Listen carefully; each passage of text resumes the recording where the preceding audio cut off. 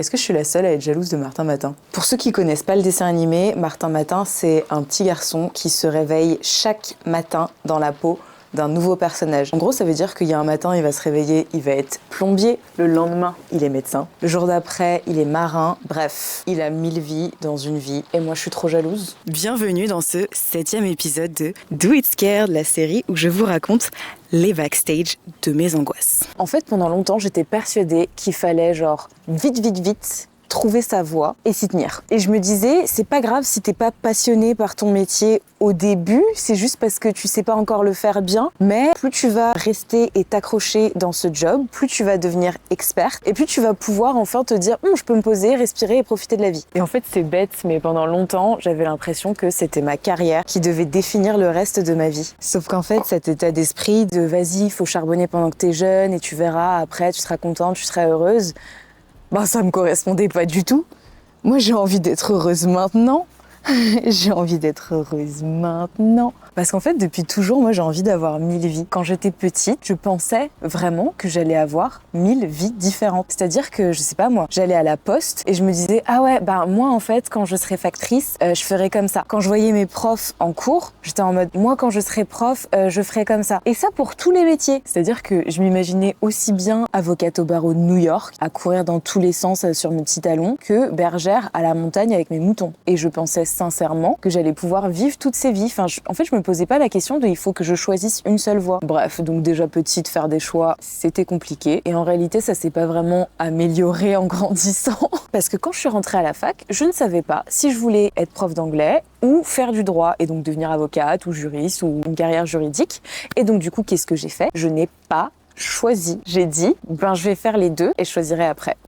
Et au final, pendant toutes ces années, j'ai cherché, sans trouver, un métier qui allait pouvoir pleinement me satisfaire et pleinement satisfaire toutes ces envies différentes. Et en fait, le truc, c'est que peu importe mes changements de plan de carrière, à chaque fois, j'arrivais pas à être satisfaite parce qu'à ce moment-là, j'associais la notion de carrière à celle de métier. Alors qu'au final, les deux n'ont rien à voir. On peut les séparer, on peut les imbriquer, on peut enchaîner des métiers sans pour autant être dans la construction d'une carrière, vous voyez ce que je veux dire? Et à l'inverse, on peut construire son propre métier grâce à ces différents choix de carrière. Ce qui nous amène à la leçon numéro 7 de Do It Scared. Finalement, cette leçon, elle se résume pas vraiment en une phrase. On va parler de chemin de vie, d'intentionnalité, de lâcher prise. Et pour parler de tous ces sujets, j'ai fait appel à Vadim, qui a eu 1000 vies, qui aujourd'hui a réussi à réunir plusieurs de ses vies ensemble et dont c'est le métier d'accompagner les personnes sur ces thématiques. Oh yeah. T'as quelque chose à dire, monsieur?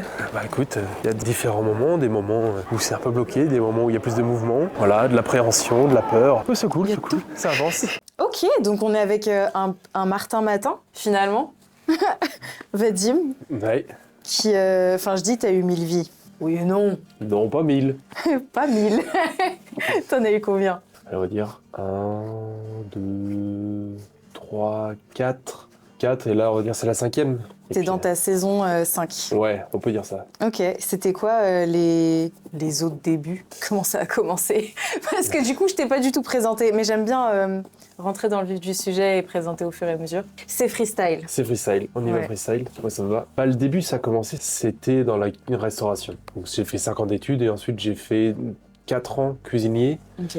En faisant de la brasserie, du restaurant traditionnel et de l'étoilé. Ok, donc restauration. Ouais, ça c'était la grande partie, on va dire, le grand début. J'ai fait de la musique depuis tout petit, sur différents instruments. Piano, saxophone, batterie, percussion africaine, harmonica, saxophone, j'ai déjà dit. Voilà. Répète le monsieur. Donc la musique faisait bien partie de ma vie, mais en tant que passion. Et je me suis dit, tiens, c'est peut-être l'occasion de mettre la musique au centre de ma vie. Ok, et donc transformer ta passion. Ouais, pour en faire un métier. Ok. Et donc là, j'ai entamé une année de formation en tant que musicien professionnel à Nantes. Et donc là, c'était une année super. La musique au centre, on y va, on avance, on comprend... j'ai essayé de comprendre vraiment tout ce qu'on me proposait. Et en fait, au fur et à mesure de ça, je me suis rendu compte que pour ensuite en vivre, avec les professeurs que j'avais devant moi, avec les histoires, avec tout l'environnement que je comprenais, je me suis dit, c'est une vie magnifique, pleine de poésie, d'aventures et de rencontres humaines et tout ça. Mais pour en vivre, c'est compliqué. Je me suis dit, merde, pour en vivre vraiment, va falloir que soit je fasse beaucoup de choses qui me plaisent pas, Donc des balles, des choses où tu es obligé de le faire parce qu'il faut faire les cachets pour avoir le nombre de cachets, pour ensuite avoir l'intermittence, et puis rentrer dans un engrenage. Bon, pourquoi pas, mais qui me tentait pas trop. Soit faut être très bon et en fait faut travailler 12 heures par jour sur ton instrument et ça j'en avais peut-être pas le courage non plus. Donc en fait j'ai fait l'année de formation, je l'ai eu et je me suis dit zut, j'ai fait une formation, c'est super mais je crois que je veux pas en faire mon métier parce que je veux pas que ça me dégoûte de la musique alors que j'aime ça et je veux pas que ça me dégoûte. Et ça, c'est le piège des professions passion. Faut un peu trouver l'équilibre pour pas être dégoûté. Ouais, et je pense qu'il faut être assez fort aussi mentalement pour pouvoir tenir cet équilibre-là. Oui. Et je pense que je l'étais pas à cette époque-là. Ok, donc chapitre 2. Chapitre 2, voilà. Ensuite, chapitre 3, il s'enchaîne, en fait, c'est 2 chapitres qui s'enchaînent un peu, parce que, à la suite de cette formation-là, je cherchais toujours un peu ce que je voulais faire. Parce que comme on en a discuté plus tôt, on nous demande en 3e, qu'est-ce que tu veux faire de ta vie ? Je sais pas moi. Je sais même pas qui je suis. C'est ça. Donc, je me suis dit, ok, ça non. Bon, qu'est-ce que j'aime ? Et je sais que j'aimais beaucoup le sport, l'accès sécurité peut-être, l'accès être présent pour les autres. Je sais pas trop en fait, mais je me suis dit... Plein de choses en tout cas. Ouais, c'est ça. Mais je voulais mettre le sport, lier le sport et forcément ma carrure, j'ai toujours été le plus grand.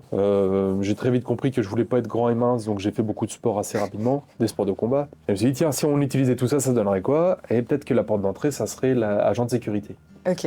Donc là, j'ai fait une formation d'agent de sécurité, mais je me suis dit, je veux pas être agent de sécurité. Enfin, il y a aucun sous-métier, mais je veux pas être agent de sécurité à Carrefour, quoi. Okay. Et en fait, j'ai trouvé une formation qui était une école qui était super et qui était à Cannes sur 3 mois. 3 mois de formation à Cannes, où là, du coup, c'était agent de sécurité et ensuite garde rapproché si tu veux continuer, quoi. Garde du corps.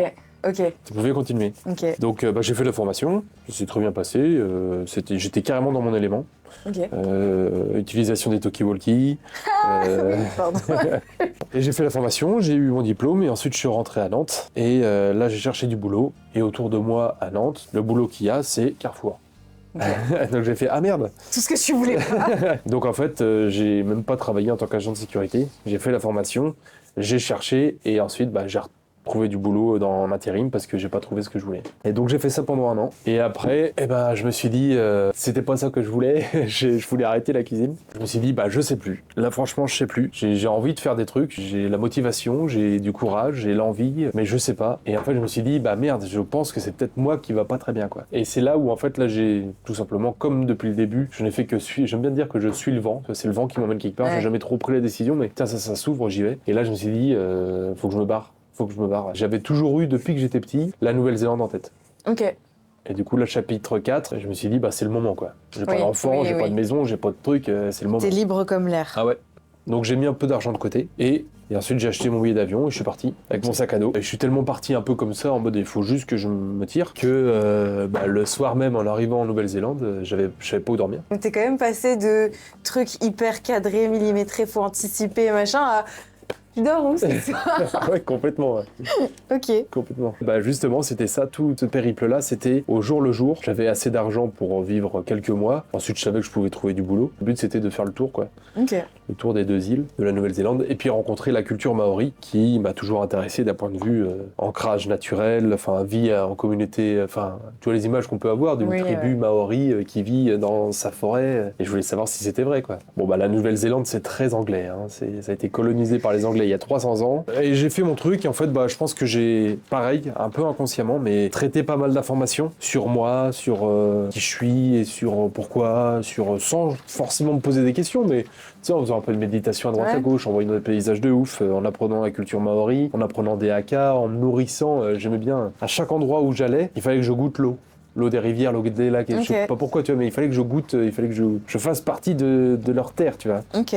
Alors j'ai écrit des poèmes, j'ai rencontré des Maoris, surtout un. Je suis arrivé devant lui et j'ai dit, mais t'es qui toi en fait, humain à l'autre bout de la planète, quoi. Explique-moi, je sais pas, comment tu manges, comment tu penses, comment tu dors, comment tu... Okay. C'était du... Oui, un qui es-tu bien intense. Ouais, d'humain à humain, chacun vivant à l'autre bout de la planète. Pendant 1 an, j'ai fait mon petit voyage et j'ai eu la chance, en tout cas j'ai apprécié pouvoir à un moment donné me dire, c'est bon. J'ai fait ce que j'avais à faire, je crois que je peux rentrer. c'est bon, je savais pas ce que je voulais faire, mais je l'ai fait, donc Ouais, ok. je peux rentrer l'esprit tranquille. Du coup, j'ai acheté mon billet retour et je suis rentré. Comme un sentiment de satiété, Ouais, carrément. mais du voyage, quoi, Ouais. de l'expérience. Ok. C'est ça. Et donc, je suis rentré et en fait, je m'en suis rendu compte un peu après. Mais quand je suis rentré, j'ai repris l'intérim, j'ai repris le petit boulot, je suis revenu chez les parents, j'ai refait ma vie d'avant. Et je me suis rendu compte qu'en fait, j'avais deux objectifs. L'un, c'était de travailler avec l'humain. Ok. D'approfondir cette relation, cette rencontre que j'avais pu faire en Nouvelle-Zélande et d'approfondir ça parce qu'en fait je me suis rendu compte que qu'est-ce qui lie tous les petits métiers que j'ai pu faire, toutes les aventures ou tous les chapitres, à chaque fois il y a de l'humain, que ce soit dans la cuisine, dans la musique, dans la sécurité, à chaque fois il y a de l'humain, quoi. Il y a nous et ça me plaisait. Ça, Ok. c'est genre le truc qui me plaisait le plus. Oui, c'était la constante au final dans Ouais. tout dans toutes tes vies Ouais, qui revenait et qui te plaisait. ouais. Ok. Le truc qui me motivait c'était d'être avec des gens. Ok. Donc là, fin du chapitre 4, Nouvelle-Zélande. Ok. Et début du chapitre 5, nouvelle vie en Normandie, quoi. Et je me suis dit, il y a deux choses que je veux, c'est travailler avec l'humain et vivre avec, du coup, Florian, l'un de mes frères, parce que avec lui, je me suis toujours bien entendu, enfin avec tout le monde, mais avec lui, il y avait une accroche spécifique. Ok. Et je me suis dit, je vais pas attendre d'être crevé sous terre pour vivre avec lui. C'est complètement bête, alors que ça fonctionne, on se kiffe. Oui, que vous avez l'envie tous les deux. Ouais, on vit des aventures à fond. Voilà, quoi. Et ensuite, l'aspect humain, est-ce qu'il fallait reprendre des études de psycho? Est-ce que là, c'était un peu compliqué? Je commençais à avoir du coup 28 ans. Je me suis dit, ça va peut-être un peu long et tout. J'ai pas trop réfléchi, c'est venu comme ça, mais le coaching a fait son apparition de plus en plus. Souvent, on entendait parler des coachs en vie, en bien-être. C'était un peu les métiers à la mode, mais bon, j'aime pas la mode, mais j'en fais complètement partie maintenant. Et coaching, pourquoi pas? Je me suis dit, je sais pas trop ce que c'est, mais à mon avis, je vais pouvoir y amener tous mes trucs, quoi. La musique, le sport, les sports de combat, mes différents métiers, mon voyage, je vais pouvoir amener tout ça et faire mon truc à moi. J'ai choisi une école qui était assez réputée, qui est une école qui s'est créée il y a 25 ans de ça, école de coaching à Genève. Donc je me suis inscrit, j'ai fait une année en distanciel. C'était vraiment super, ça m'a connecté à plein de trucs. En fait, je me suis dit, ah ouais, en fait, vivre avec ses émotions, vivre avec son cœur, dans le partage, dans l'authenticité et la vérité, entre guillemets, en travaillant sur soi, en allant chercher toutes les infos intérieures et tout ça. En fait, c'est un métier, ça existe et c'est bien. Ouais. Ah, on peut faire ça, en fait. Je me suis rendu compte que c'était ça que je voulais faire. Ouais. Oui, mais c'est ouf parce que c'est un métier qui est... Enfin, déjà, c'est pas connu. On entend coach dans tous les sens et on sait pas exactement ce que c'est. Ouais. Et la définition que j'en ai, le métier reconnu par les fédérations, c'est coach professionnel. Okay. C'est la seule appellation. Et c'est de l'accompagnement, que ça soit en équipe ou individuel, mais grâce à des outils, mais par du questionnement. On apporte un peu de conseils, mais très peu au final, parce que le but, c'est que c'est la personne ou l'équipe qui crée ses propres axes d'amélioration, ses propres objectifs et ses propres conseils. Parce que si on arrive et qu'on dit, si c'est ça qu'il faudrait faire, ça va marcher 2 mois, et puis en fait, ça tient pas. Alors que de construire de l'intérieur les conseils et les axes d'amélioration, c'est ça le but. Oui, donc, ça vient de la personne, en fait. Bah oui. Donc en fait, le coaching, c'est juste un moment, c'est une personne qui permet cette réflexion-là à haute voix, on le marque, on prend acte, et on avance avec ça. Et c'est ça qui est encore plus beau dans le métier de coach, c'est ce qui m'anime, c'est que le but, c'est de faire confiance à l'autre personne qu'on accompagne, rentrer dans son environnement pour aller creuser, titiller et balayer des choses où elle-même dit ça je veux pas le voir, ou c'est pas vrai, ou ça je crois que c'est faux, ou machin. C'est ça qu'on va venir travailler pour qu'elle se rende compte si c'est vrai ou pas, pour permettre le questionnement. Mais c'est bien elle qui va faire tout ce chemin-là.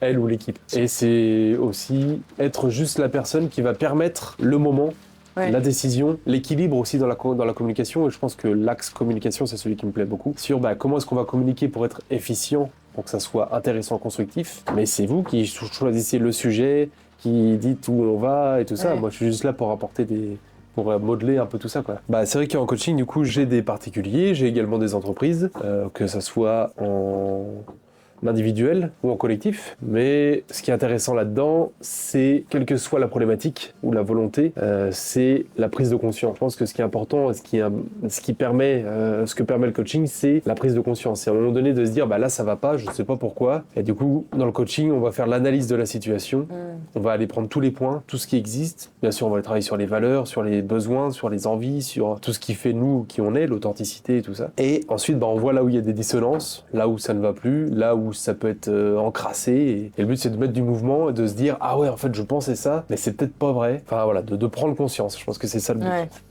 Du coup le coaching plus la vie de mon frère, de vivre avec mon frère, oui bien sûr, pardon, oui, m'amène ici du coup en Normandie, à la Chaise-Baudouin. 450 habitants, ok, c'était pas forcément ce que j'avais pensé. Si à 18 ans tu me demandais ce que je voulais faire, j'aurais peut-être pas dit ça. Et en fait, de vivre avec mon frère dans le coin, le projet du coup c'était de vivre avec les chevaux, parce que lui passionné par les chevaux depuis tout petit. Je me suis dit, je vais partager cette passion, je vais voir ce qu'il en est. Donc lui est maréchal ferrant. Et ensemble, on a du coup... C'est ça que tu voulais ? Merci, ouais, merci. On a créé du coup ce ranch là qui est toujours en construction depuis 3 ans et demi, mais qui aboutit petit à petit à quelque chose de pas mal, où on travaille avec les chevaux. Je ne savais même pas si je savais vraiment monter à cheval, parce que j'ai déjà monté à cheval dans des clubs, dans des trucs quand j'étais plus jeune, ou voilà. Mais je savais plus si je savais monter à cheval, moi, Vadim, adulte, humain de 30 ans, est-ce que je sais monter à cheval ? Je ne savais pas, tiens. Et en fait, je suis monté sur un cheval il y a 3 ans et demi, puis pas du tout. Genre, pas du tout. La chute. Je pensais que tu allais dire, et en fait, ça s'oublie pas, c'est comme le vélo. Ah ouais, non, pas du tout. Ok. Donc mon frère il m'a dit, ah ouais, si tu veux qu'on déborde des chevaux ensemble, va peut-être falloir que tu apprennes à monter à cheval. Donc il a été mon instructeur durant 3 ans et demi. Il y a aussi un ami à lui qui m'a aidé, en tout cas qui m'a permis de monter sur des chevaux et qui m'a donné beaucoup de conseils. Et donc j'avais en parallèle le coaching, la vie avec les chevaux, la vie avec mon frère. Et en fait je me suis rendu compte, voilà, dans ces changements de vie, dans toutes ces différentes vies-là, que j'ai jamais trop choisi, j'ai suivi le vent qui m'a emmené quelque part. Et en fait je pense que ce voyage en Nouvelle-Zélande m'a rappelé un peu sur mes fondements, mes bases, mes valeurs. Et que dans cette vie-là que je voulais avec mon frère, inconsciemment toujours, parce qu'on le choisit, mais des fois, on y va juste. Du coup, c'était ça. Famille, travail, la valeur travail qui est importante pour nous quand même. Donc les chevaux, voilà, tu vois bien la laveur, de mettre les pieds dans la boue et d'aller curer les box tous les jours et de voir les sortir et tout, tu connais bien ça aussi. Ouais. La valeur partage, communication, enfin plein de choses en fait qui nous animent pas mal. Et je pense que par rapport à toutes les fois où j'ai cherché à comprendre, là aujourd'hui je cherche à construire. Et donc c'est pas la même dynamique, comme on en parlait tout à l'heure. Tu sais, tu disais que des fois on se dit la carrière, si je mets mon énergie là-dedans, ça va me faire grandir et ça me permettre de vivre une vie bien. Ouais. Là, ça serait la même façon de faire, mais cette fois-ci pour la vie, pour la base, c'est-à-dire la famille et tout ça. Et donc ça oblige à construire, donc c'est plus dur. Ça veut dire qu'il faut tenir, il faut réussir à tenir, à s'accrocher au bateau. Ouais. Pour ça, mais du coup ça en vaut le coup parce que c'est des valeurs profondes. Et c'est pas un boulot, c'est pas une profession, c'est une façon de vivre. Et donc de réveiller un peu son instinct et de suivre ce qui nous guide à l'intérieur, ça nous emmène sur le bon chemin. Oui. Je crois. C'est une croyance aidante, je dirais. Il n'y a pas un chemin. Bah non. Et c'est pas grave. C'est pas grave de pas savoir exactement tout de suite. En fait, c'est pas grave de ne pas arriver directement à destination, quoi. Ah bah non, parce que sinon on aurait 100 ans en naissant. Ouais. Benjamin Button sur nous. C'est clair. Non, mais carrément. Et justement, et puis c'est Jacques Brel qui disait. Mais on n'en meurt pas de se tromper ou on n'en meurt pas de se casser la gueule. Il faut se casser la gueule. Ouais. C'est que ça. Et en effet, c'est que ça. Enfin, en tout cas, là, moi, ça fait 3 ans et demi que je me casse la gueule, mais que du coup, en fait, à chaque fois, je me dis, ah ouais, mais c'est trop bien, en fait, c'est génial. J'apprends à chaque fois. Ouais. Bon, des fois, il y a des fois, j'aurais pu éviter, mais c'est peut-être ma façon de faire aussi. Oui, ouais, on a chacun une manière d'apprendre les choses. Ouais. Oui, mais en fait, du coup, c'est pas, tu es pas en train de tomber, t'es en train d'avancer. C'est juste t'as l'impression de tomber. Ouais, carrément. Juste, c'est comme les chutes infinies. Ou en fait, juste t'avances. Oui, c'est ça. Et c'est pas grave de pas savoir, et c'est bien plus beau d'oser dire « je ne sais pas » que de se dire « si, je sais, si, c'est bon, tout va bien ». Non, je ne sais pas, ça laisse de la place. Ouais. À la construction, à la curiosité, à la créativité, mais ça fait peur. En fait, déjà, on ne voit pas que tout le monde est dans la même situation. On est plus ou moins quand même tous perdus à un moment donné dans notre vie. Je pense pouvoir dire ça sans en faire une... Plusieurs moments donnés, même. Ouais, oui, mais oui, c'est ça. Tout le temps, en fait. Tout le temps, ouais. Personne ne sait ce qu'il fait. Mais parfois, en fait, on le voit pas aussi chez les autres. Et du coup, on se dit, c'est peut-être que je me suis trompée, mais que j'aurais dû faire ça. Attends, je vais revoir les plans et je vais juste recommencer autre chose, mais sans réfléchir et sans savoir pourquoi on est perdu, sans savoir ce qu'on veut vraiment, sans avoir pris ce temps même de s'écouter ou de se faire écouter. Se faire écouter. D'être écouté. D'être écouté. Sans écoute, voilà. Ouais. Et donc, ça en arrive à cette 5e vie où aujourd'hui, j'ai le coaching, je vis en Normandie. Je vis avec mon frère, où du coup l'équi-coaching prend sa place. Encore une fois, je tombe dans le métier qui est le plus à la mode en ce moment. Ouais. Ça, on en parle de plus en plus. C'est moins la mode en fait, tu fais genre inconsciemment. Peut-être que t'aimes bien les modes. Et l'équi-coaching, pourquoi ? Parce que l'animal, le cheval, qui lui en plus a une très belle sensibilité, une très belle empathie, une très belle relation. Cette connexion avec l'animal, en fait, elle est juste magique, très utile. Et elle permet, moi en tant que coach, d'avoir eu la formation de coach, de voir ce qui se passe entre l'homme et l'animal et justement de venir gratter et venir voir quelle est ton intention, ton regard, ton émotion, ton ressenti là maintenant, parce que le cheval, c'est sa façon de communiquer. Donc en fait, bam, ça fait tout de suite effet miroir et c'est top quoi. Et lier l'animal avec l'humain, ça c'est un peu magique. Oui, tu es 100% avec du vivant. C'est exactement ça. Et ouais, pas avoir peur d'essayer quoi. Oser là où notre cœur nous donne envie d'aller. Et on sait pas de quoi est fait demain. Même si on sait pas, si on n'est pas sûr, pas grave quoi. C'est pas grave. C'est pas grave. Merci beaucoup Bon, merci à toi. pour cette belle conclusion. Ça fait plaisir de pouvoir en parler comme ça.